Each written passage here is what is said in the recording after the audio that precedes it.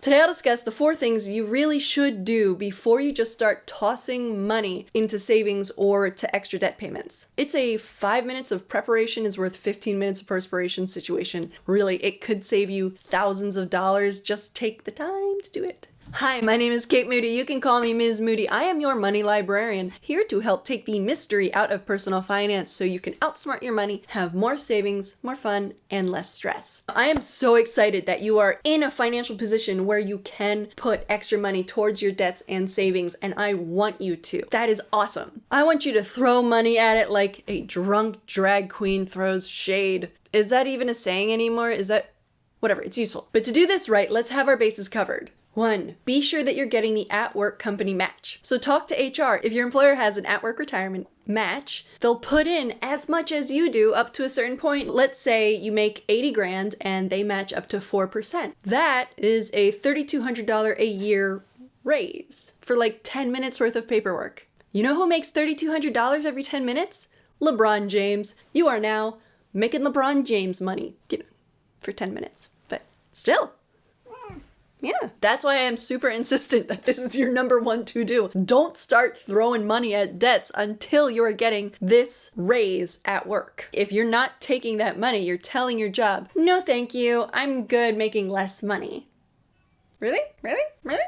It does require that you put in some money too. So your income will go down a little bit, like a teeny tiny bit. Let's say you've been making 80 grand every year for the past 10 years. And in one universe, you didn't take the company match. You just made 80 grand every year. Cool. And now you have nothing to show for it. Or every year, you made $77,000 instead because the rest of that money was going to your retirement. Well, with the match, over 10 years, assuming a 9% return, that would be $100,000 right now. So you would have $100,000 in your retirement right now. That's pretty cool. 2, figure out what you're saving for. Because guys, what is the point of piling up money if you're not going to do anything with it? You could be a dragon guarding your piles of treasure in a cold cave, or you could go on a culinary tour of Korea. Oh my God, culinary tour of Korea. Please.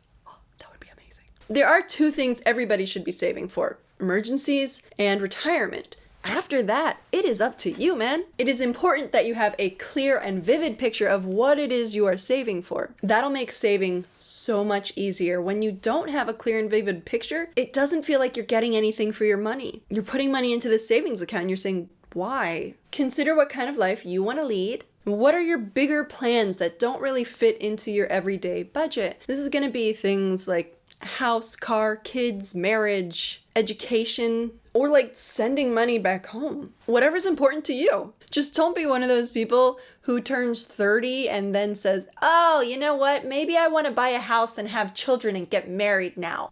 It's like waking up the day before your wedding and saying, I think I'll go dress shopping now. Like, no. Let's hope your prom dress still fits, guys. Wait, girls. Oh, whatever, Because the time to look for a dress was 3 months ago. So don't let these big life things sneak up on you. If you don't give yourself enough time to save up for it, it's going to be way harder. Come up with at least 2 things, but really not more than 5 to save for that are like 2 to 10 years out. Once you get this list, come up with a rough cost and a time frame. Now you know what it is you're even saving for. Cool. Number 3, you're going to set an amount that you will put towards savings and debts every single month. This is called your future money. I didn't come up with this. It's like Elizabeth Warren thing that she did in her book. Most people just kind of throw money at debt or savings when they get a little bit of money in, which is very similar to my strategy for how I water my plants. And I've killed a lot of plants because they don't get watered enough. Anyways, think of this as your future money because you are buying your future a little bit at a time, like a little Pac-Man. Buying your future. So as much as debt sucks, future money rules. How do you do this? Figure out what you're currently paying every month towards your debts and saving, not including at-work retirement. Then looking at your income and expenses, figure out What is a reasonable amount you can put towards savings and debt payments every single month? If you have fixed debt payments of $1,200 and you save $300 every month, if you're looking at your money, maybe you're telling yourself, you know what, I could put $2,000 towards my future every single month. So the $2,000 is your future money. $1,200 of it is already spoken for, like that has to go to debts. The $800 left over, that's what I call gravy money, because if paying off your debts is meat and potatoes, the money left over is gravy. And that gravy money is the extra you will put either towards debts or saving. I want you to set an amount because it creates a plan that will give you structure, security, and guaranteed wins. Plus, it'll keep you from sabotaging yourself. If you say, I'm putting $2,000 every single month towards my future, and then you pay off a debt and now you don't owe somebody $500 every single month, you're going to be tempted to take that $500 out and just to spend it to have a bunch of fun. No, that's still future money, but now it is gravy money. So you've now turned $800 worth of gravy money into $1,300 worth of gravy money, and you can make it into so much more money if you just allocate it properly. This way you'll be able to say things like, oh my God, in 2 months I'm gonna be totally paid off that $10,000 credit card. Or, holy crap, by September, I'm gonna have enough money to go on that South American vacation. The rule of thumb is that like 20% of your take-home income should go to your future. If for some that's going to be really simple, for others that's going to be really hard.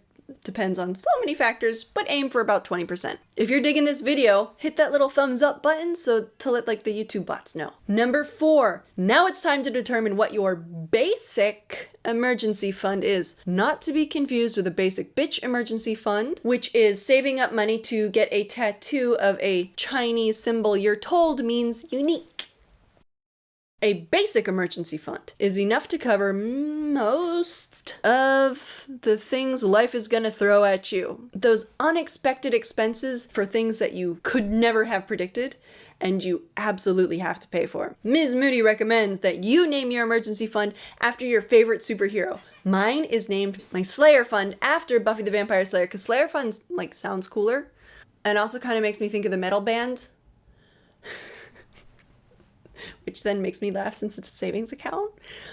But back to the superhero. Superheroes save the day, and that is what your emergency fund is here for. Plus, it's so much more fun to put money into the Slayer fund rather than putting money into the emergency fund. But that's so boring. Slayer fund all the way, guys. If it's just you, one person, no pets, no kids, no significant other, no house, no car, just you living in an apartment, $1,000, done. But the more stuff you have that can break, the more things will break.